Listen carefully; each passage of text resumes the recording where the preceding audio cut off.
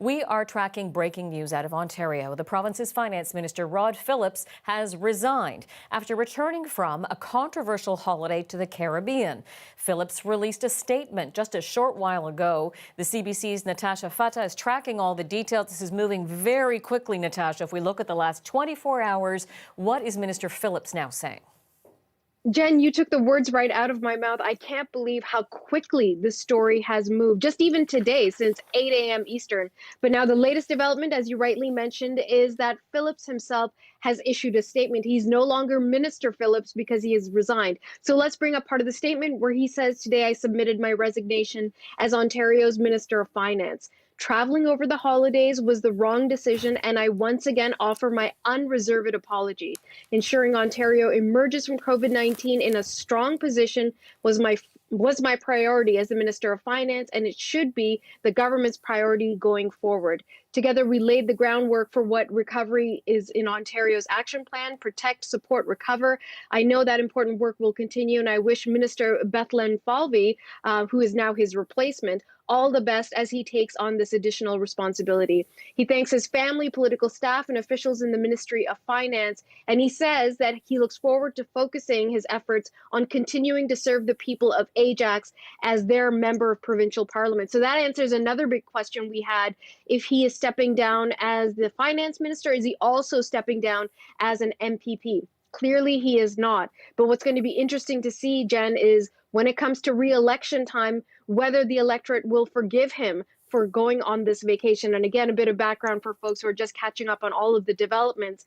Rod Phillips, who was up until an hour ago the Minister of Finance in Ontario, stood beside the Premier Doug Ford time and time again during the pandemic press conferences and was part of the government's decision to tell people don't do non-essential travel. And that is exactly what he did. For the past 2 weeks, he had been in St. Bart's in the Caribbean on a personal vacation, defying the very rules that his government had put in place. This became public knowledge yesterday. The Premier demanded that the minister return. And so as a result, he's come back and he's subsequently had to forego his position. There was no coming back from this, even though he said it was a dumb mistake and he wanted to hold on to his position and be part of the recovery process for the province. Now, the news of his resignation itself came to us directly from the Premier's office before it came from Rod Phillips, because the Premier's office issued a statement saying that they had accepted his resignation. And in part of that, they said that the people of Ontario have sacrificed so much. Today's resignation is a demonstration that our government takes seriously our obligation to hold ourselves to a higher standard. That's been a critical part of this story, that if a minister of a provincial government says, do this, but I don't have to do it, how difficult that was for this government to try and explain that away, recover from this. And so that's why so many felt that the only way to move forward to make this problem for Doug Ford go away was to make sure that the minister went away. And so that is precisely what's happening. You read or heard from Phillips himself that it is the president of the Treasury Board, Minister Peter Bethlen Falvey. He's now also going to take on the role as Ontario's finance minister. So we'll be listening for any comments from him, what he'll be saying about all of this. They still have to deliver their 2021 budget and try and help the province recover from the devastation to the economy, financially speaking, as a result of the pandemic. And the pandemic is the background to this whole story, Jen. Don't forget, the reason why he wasn't supposed to travel is because we are all trying to contain the numbers of outbreaks. The less you're moving, the more you're staying at home and staying within your own household, the less the pandemic travels. So this was the background of all of this. And so the Premier has accepted his resignation.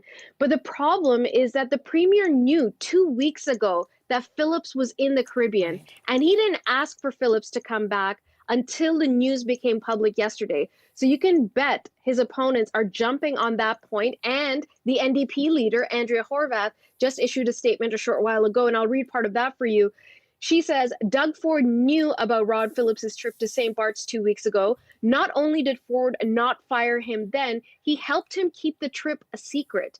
Phillips' resignation from cabinet today is not because Phillips's vacation, it's because they got caught. So that's very deliberate language on her part. And a lot of people are echoing that sentiment as well, that the Premier knew he can't just talk this away. We spoke with a political strategist yesterday who said part of Doug Ford's appeal is that he makes it seem like everybody's his friend. Hey, my friend made a mistake, and we're going to have a real serious, tough talk about this and get your backside home and all this talk. But this time, that's not necessarily going to work, because why did the premier wait till it became public when he knew 2 weeks ago that this particular minister was outside of the country on a personal vacation? So that's going to be part of the discussion. And still, what we need to find out, remember, Phillips went on another personal vacation back in August to Switzerland. Did the premier know about that as well? And if he did, why did he help keep that a secret? So there's so much more to still unpack, but I think that might be the end of what we have to hear from Rodphillips for a while, Jen. You certainly raised some of the big questions, including the questions the premier now is going to have to answer. CBC's Natasha Fatta, thank you for this element. And now let's get more reaction and put some of those questions to David Hurley. He's in Denholm, Quebec. He is the host of the Hurley Burley podcast, principal partner at a polling and research firm, the Gandalf Group, and former campaign co-chair of the Liberal Party of Canada. Good to see you on this today. Thanks, David. Your reaction? Great to be on. Natasha's hit was so great, I don't have much to add. I'm going to put some of those questions to you, though, because, this is not our first political scandal that you and I have chatted about. I'm hearkening back now to some other, big political bombshells that really had an impact on the government of the day. This time we're talking the Ontario government, the finance minister, at a time when, apart from health concerns, the economy and recovering is one of the top concerns of the day. So let's just begin with your reaction to Rodphillips resigning from his cabinet post. Well, his departure, I think, was inevitable, Jennifer. The damage from what he had done is too severe. So my understanding is he may not have expected the premier to accept his resignation, but the premier had to accept his resignation. There are two aspects to this. There is, first of all, the public health aspect of it, which is we have the record number of cases in Ontario today. We're obviously months away from receiving vaccines. Social solidarity is critical to Ontario getting through this period. And so to have a senior member of the government set that example was absolutely unacceptable from a public standpoint. But then you've got the political partisan considerations for the government. Mr. Phillips's actions, it's not just that he went away. It's not just that he went away on vacation. It's not just that he went away on vacation. He went to St. Bart's, and which is one of the most exclusive places in the world. And this is exactly opposite the brand that Doug Ford wants to put on his conservatism of being for the little guy and for regular folks. He likes to talk that way. He likes to try to appeal to those people.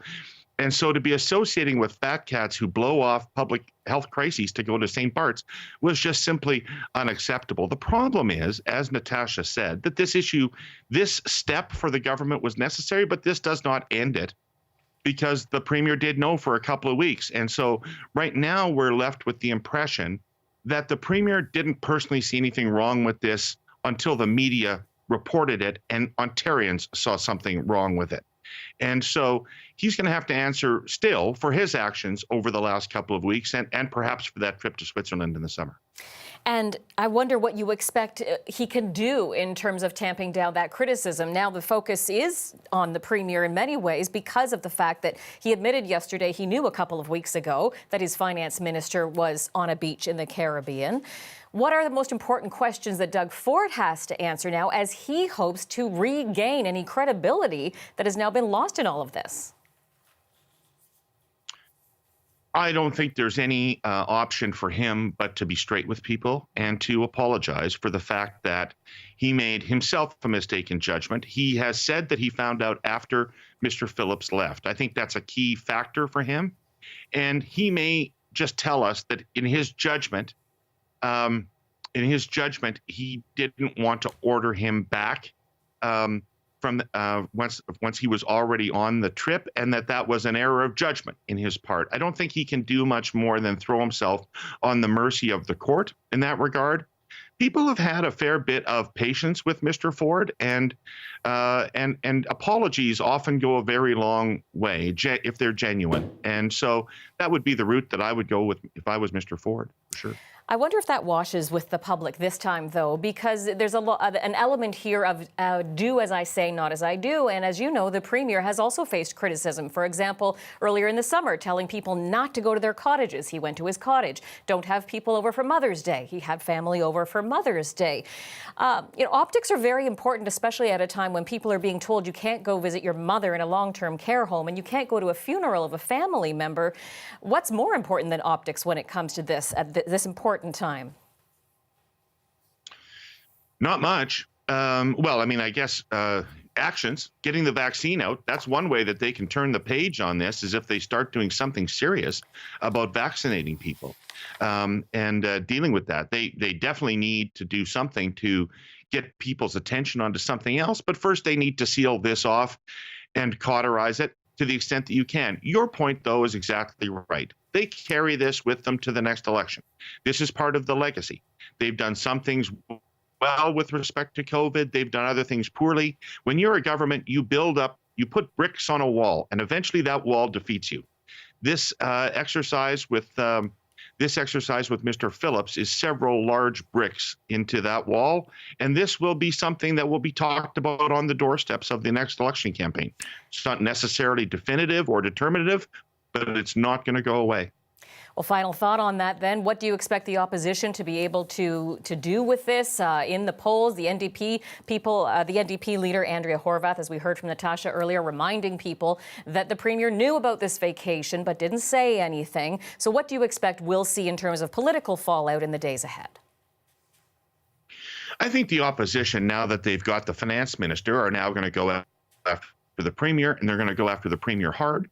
And what they're going to try to accomplish is to separate him from his electorate. As I've said, he's got a very populist base out there. It is actually different from the traditional conservative voter in Ontario. There's different kinds of people that are attracted to Ford, and they tend to be outsiders who are attracted to outsiders.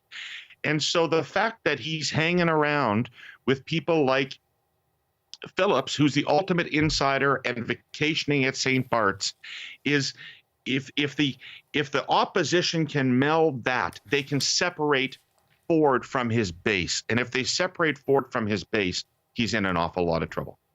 David, it's always great getting your veteran perspective on all of this. Thank you so much for joining us on this very quickly developing story today. Thank you for having me on. David Hurley is the host of the Hurley Burley podcast and former campaign co-chair of the Liberal Party of Canada, joining us from Denholm, Quebec.